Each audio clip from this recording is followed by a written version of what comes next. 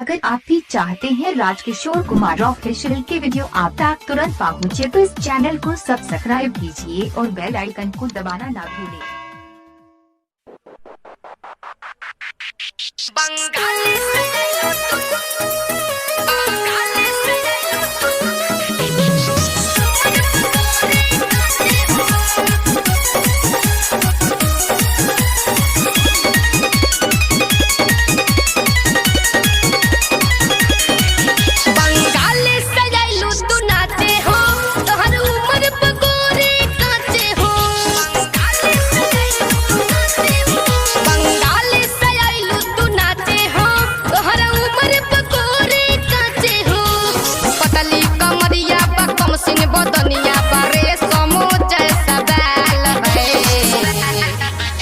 किस्सा के सुपर कमाल है, तेरा गाल टमाटर जैसा लाल है। और किस्सा के सुपर कमाल है, तेरा गाल टमाटर जैसा लाल है।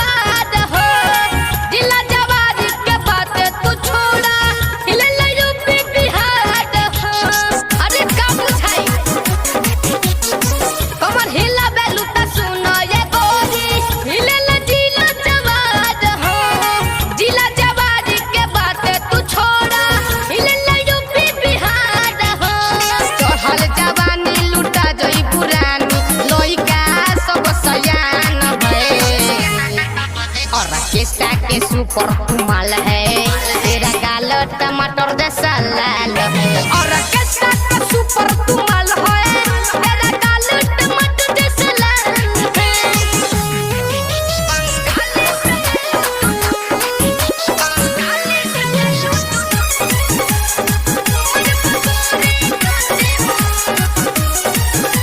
Shivansh recording studio Maharajganj.